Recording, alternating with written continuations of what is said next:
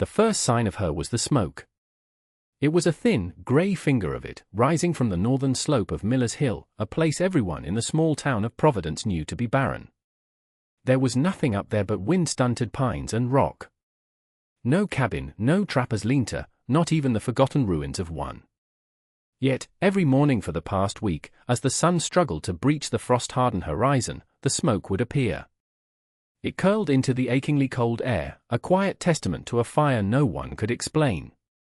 Sheriff Miller, a man whose imagination had been worn smooth by years of predictable troubles, squinted at it from his office porch. Just a fisher, he declared to anyone who asked, steam from the earth's belly, but the smoke smelled of pine, not sulfur. It was the smoke of a hearth, of life, and its presence on that empty hill was an unsettling mystery that pricked at the town's certainty. They preferred their world to be knowable, its edges clearly defined. This phantom warmth, this fire without a source, felt like a judgment they didn't yet understand. Down in the town, Maeve felt the eyes on her as she hauled another armload of fallen branches toward the path that led out of Providence. She was 18, an age that had transformed her overnight from a ward of the town to a burden. On her birthday, Mr. Abernathy, the chairman of the town council and a man whose charity was as thin as his lips, had handed her a worn blanket and a small sack with a heel of bread and a sliver of cheese. "The town has met its obligation," he had said, not unkindly, but with the finality of a closing ledger. She was no longer a problem that belonged to them. She was just a problem. The townsfolk watched her now, this ghost they had created. They saw her combing the woods, her face smudged with dirt, her hands raw. They saw her dragging logs that seemed too heavy for her slender frame. They whispered. They speculated. "She's feral," one woman murmured from the dry goods store. "Won't last the first snow," another predicted, pulling her shawl tighter as if Maeve's impending fate was a personal chill. They saw her labor, but they couldn't comprehend its purpose. They saw a desperate girl scratching at the edges of survival, but what they failed to see was the quiet, unyielding intelligence in her eyes. They did not see the plan taking root, a plan born not of desperation, but of wisdom they had long since forgotten. They saw the outcast, but up on the hill, the smoke continued to rise. The memory of Finn was a low, steady warmth inside her, a pilot light against the encroaching cold. He had been a whisper in the town, a grizzled old mountain man who came down from the high country only twice a year, his silence as vast as the wilderness he called home. The other children had been afraid of his leathered skin and his stare that seemed to look through walls, but Maeve had been drawn to him. He never spoke down to her. He spoke of the world as it was. He'd found her one day, sitting by the creek, and had simply sat beside her, sharing a piece of dried meat without a word. That was how it began. He taught her things the town had no use for. He showed her how the bark on the north side of the aspens grew thicker before a hard winter, how the squirrels' caches were deeper and more numerous than in years past. "The earth knows," he'd rumbled, his voice like stones shifting in a riverbed. "Animals listen. People, they just talks." Weeks before he disappeared back into the mountains for the last time, he had stood with her at the base of Miller's Hill. He'd pressed his hand to the soil. "Everything up here," he said, gesturing to the wooden buildings of Providence, "fights the cold. It stands against the wind, and the wind always wins. It always finds a crack." He had then pointed to the ground. "But the earth holds its own heat. It doesn't fight the winter. It embraces it. You go down, little one. You go deep. That's where the real warmth is." It was his final lesson, a seed of an idea she hadn't understood fully then. But when Mr. Abernathy's door had closed behind her, leaving her utterly alone, Finn's words had returned. They weren't just a memory, they were a blueprint.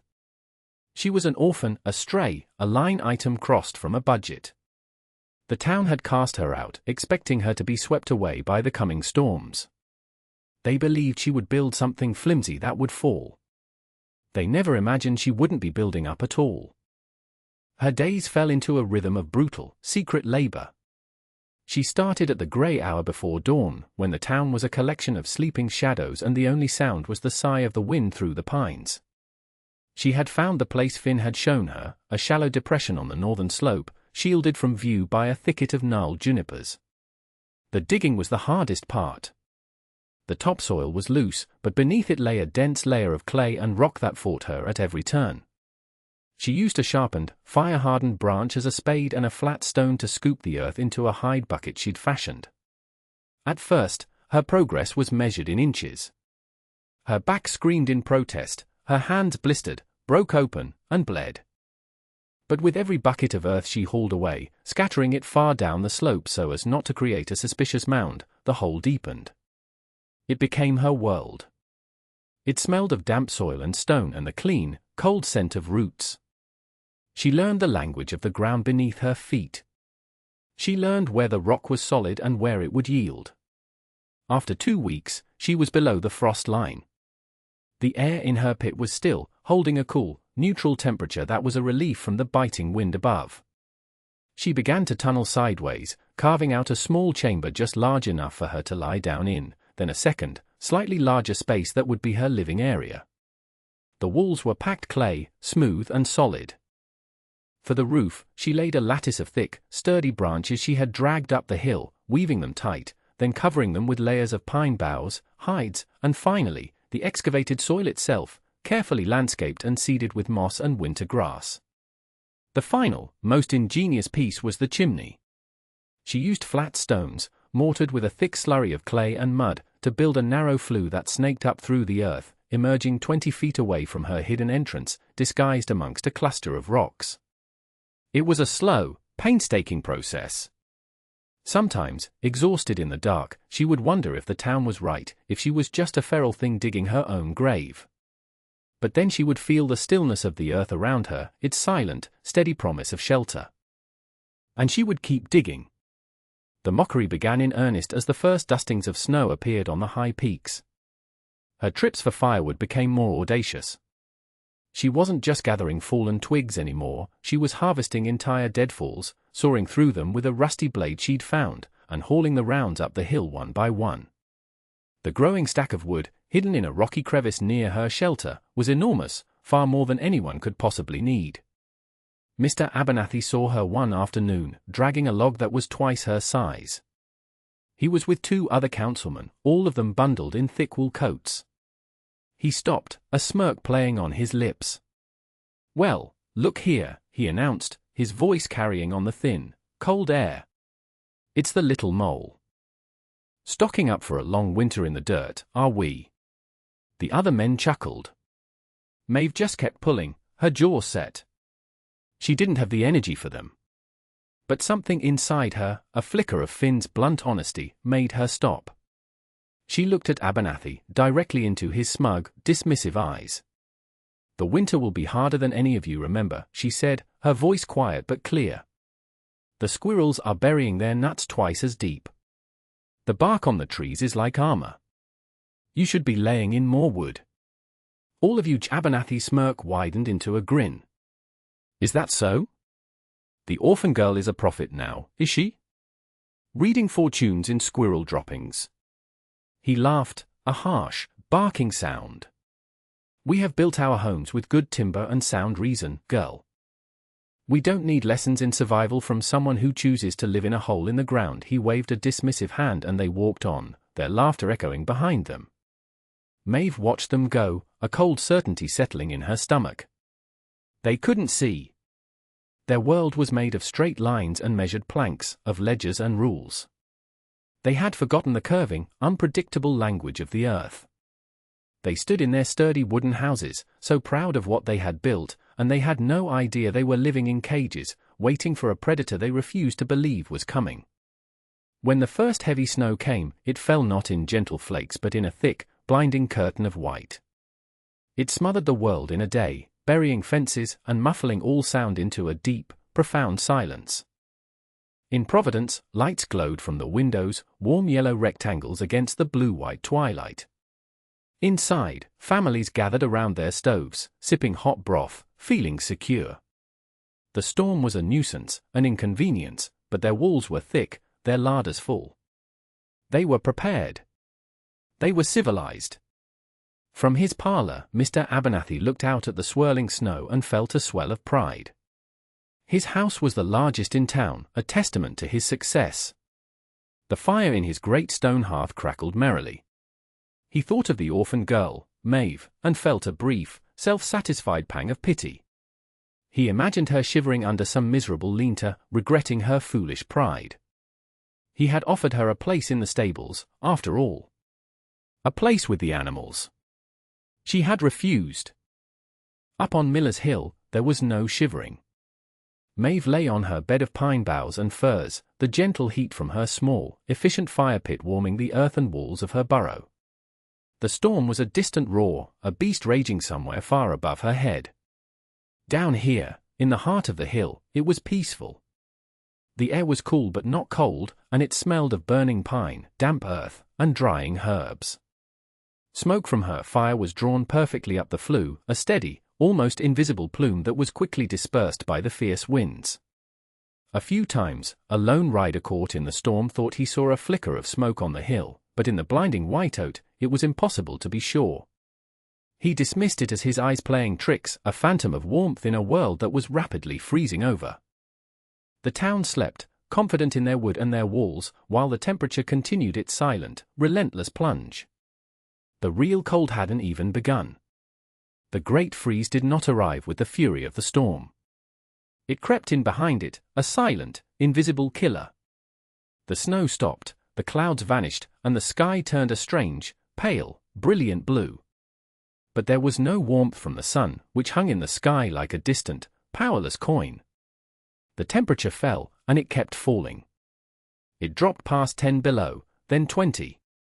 By the third day, the mercury in the town's official thermometer had frozen solid at the bottom of its tube.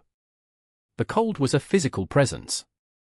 It was heavy, oppressive, and absolute. It found every crack, every seam, every nail hole in the sturdy wooden houses of Providence. Inside, the fires that had once seemed so robust now fought a losing battle. They devoured wood at an astonishing rate, yet their warmth barely reached a few feet from the hearth before being swallowed by the invasive chill. The sounds of the town changed. The cheerful noises of life were replaced by the sharp, gunshot cracks of freezing timber and the constant, desperate ringing of axes as men tried to split frozen logs. Panic began as a low hum and quickly grew to a frantic buzz. Blankets were nailed over windows and doors, but the cold still bled through. Food in the pantries froze solid. Water barrels split their staves. Mr. Abernathy's grand house, with its many large rooms and high ceilings, became a palace of ice. He and his family huddled in a single room, wrapped in every blanket they owned, feeding their massive fireplace with fine furniture, the polished wood burning hot and fast, a desperate sacrifice that provided only fleeting relief. He looked at his wife's pale, frightened face and the blue tinge on his children's lips, and for the first time, the foundation of his world, built on certainty and superiority, began to crack. He remembered the orphaned girl's warning, her quiet, steady voice. "The winter will be harder than any of you remember," he had laughed. The memory of that laughter now felt like a shard of ice in his own throat. The fourth day of the freeze brought a terrifying new reality. The town's woodpiles, once thought to be plentiful, were dwindling to nothing. The cold had made the wood brittle and hard to split, and the fires consumed it with an insatiable hunger. The communal wood store was nearly empty. Sheriff Miller tried to organize a party to venture into the forest, but the snow was waist-deep and the air was so cold it seared the lungs. They returned after an hour, faces frostbitten, having accomplished nothing. Desperation curdled into fear. Families began to burn their chairs, their tables, the very floorboards beneath their feet. The town was consuming itself to stay alive. It was then that a young boy, his face pressed against the thick frost on his window, saw it again. The smoke. On Miller's Hill. It wasn't a trick of the light this time. In the impossibly clear, still air, it was undeniable. A thin, steady, unwavering column of grey smoke rising into the pale blue sky. It wasn't the billowing smoke of a desperate, roaring fire, but the calm, efficient smoke of a well-tended hearth. The boy's father saw it too. Then his neighbor. Soon, a small crowd had gathered in the street, their breath pluming in the brutal air, all of them staring up at the hill. They were staring at an impossibility. They were staring at warmth. And in that moment, they all remembered the girl they had cast out. The girl who spent her autumn hauling firewood up that very hill. The girl they had called a mole, a feral thing. The girl who had tried to warn them. Mr. Abernathy stumbled out of his house, his face a mask of disbelief and dawning horror. He saw the smoke, and he understood. The foundation of his world didn't just crack, it shattered. She wasn't just surviving. She was living. While they, in their proud wooden houses, were dying. There was no debate. There was only a shared, silent understanding. A small group of men, led by a humbled and grim-faced Abernathy, began the journey.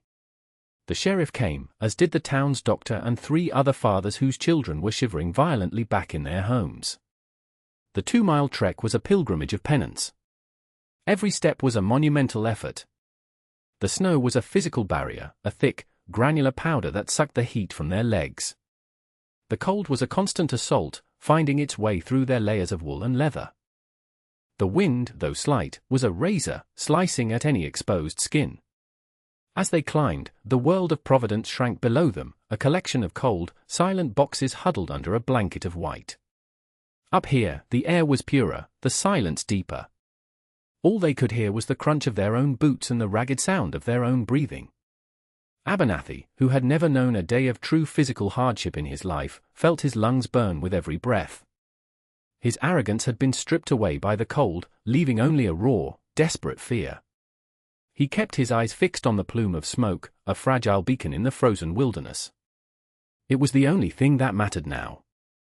When they finally reached the spot, they found nothing. Just a snow-covered slope, a few rocks, and some stunted trees. They stood, confused, their hope beginning to freeze into despair. It was coming from here, the sheriff insisted, his voice raspy. I saw it then, the youngest of the men, his eye scanning the ground, pointed. Look there, nestled between 2 grey boulders, was a flat, dark stone, barely visible against the snow. It was warm to the touch. A thin wisp of smoke curled from its edges. It was the cap of a chimney, so cleverly disguised it was nearly invisible. It was real. She was here.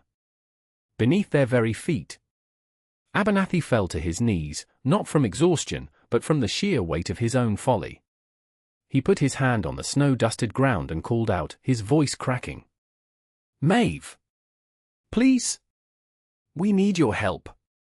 The silence that answered them was heavier than the snow. For a long moment, the only sound was the wind. The men looked at each other, a new, colder fear taking root.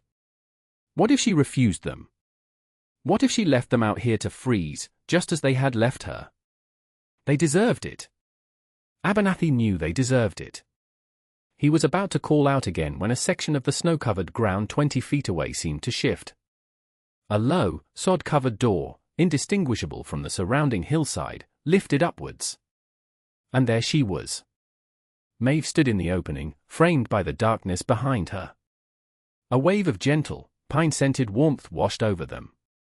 She was not the gaunt, shivering creature they had imagined. Her face was clean, her eyes were clear, and she was wrapped not in rags, but in a simple, well-kept tunic. She looked at them, her expression unreadable. She held no anger, no triumph, only a deep, quiet stillness. The men stood frozen, a delegation of fools before a queen in her earthen castle. It was Abernathy who finally broke the silence. We were wrong, he stammered, the words painful, foreign in his mouth. We were fools. My children, the town's children, they are freezing. We have no more wood. Please. We ask for your forgiveness. We ask for your help. Maeve looked at each of them, her gaze lingering on Abernathy's broken face. She said nothing. She simply stepped aside, holding the door open. It was an invitation. An act of grace they had not earned. One by one, they ducked and entered her world. The transition was breathtaking. From the lethal, brilliant cold of the outside, they stepped into a space of profound, life-giving warmth. The shelter was small, no bigger than Abernathy's pantry, but it was a marvel of efficiency. The walls of packed earth radiated a gentle heat from a small, slow-burning fire pit. The air was dry and still. Shelves carved into the earth were neatly stacked with dried herbs, roots, and smoked meat. A massive pile of firewood was stacked against one wall. It was a haven, a womb, a testament to a wisdom they had arrogantly dismissed. They saw not the hovel of a desperate animal, but the home of a deeply intelligent and resilient human being. They stood there, speechless, humble to their very cores, as Maeve quietly ladled hot, savory broth into bowls for them. The great freeze lasted another 3 days. During that time, Maeve's small shelter became the heart of Providence. She guided the men, showing them how to bring the children and the weakest townspeople to the shelter in shifts, how to huddle together for warmth, how to ration the food she had so carefully stored. She never once spoke of their cruelty, never once mentioned their mockery. Her authority was absolute, but it was gentle. She spoke in quiet tones, giving calm, practical instructions. She showed them how her small fire, built in a deep pit, burned hotter and used less wood than their cavernous, inefficient fireplaces. She showed them the simple ventilation shafts that brought in fresh air without creating a draft. They learned that survival wasn't about grand structures and proud defiance, it was about humble adaptation and a deep respect for the forces of nature. Abernathy watched her, his shame a constant, burning presence. He saw the girl he had dismissed as a burden now single-handedly saving the town he was supposed to lead. He had built his life on the idea of strength as dominance, of wealth as worth. Maeve's strength was in her quietness, her worth in her foresight. When the thaw finally came, with a warm wind that felt like a miracle, the people of Providence emerged from their cold houses into a changed world. They had lost livestock, and some of the oldest and frailest among them had not survived. But the core of the community, their children, had been saved. They owed their lives to the girl they had thrown away. The town council meeting a week later was a somber affair. Mr. Abernathy stood before the gathered townsfolk, his face etched with a humility he had never known.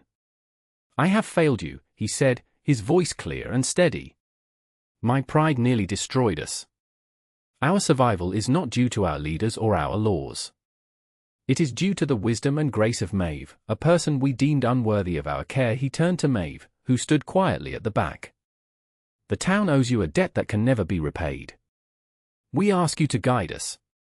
To teach us." From that day on, everything was different. Maeve never moved into one of the town's wooden houses. Her home remained in the earth. But she became their center. They came to her not for laws, but for wisdom. They learned to read the signs of the seasons, to listen to the land, to understand that true preparedness is not about high walls, but about deep roots. The smoke that rose from Miller's Hill was no longer a mystery. It was a symbol. A reminder that the most profound strength is often hidden, that the most vital warmth comes from the places you least expect. And perhaps you, watching this, might ask yourself, who are the quiet ones in your own life? The ones you might overlook? What essential wisdom do they hold, waiting for a winter you cannot yet see coming?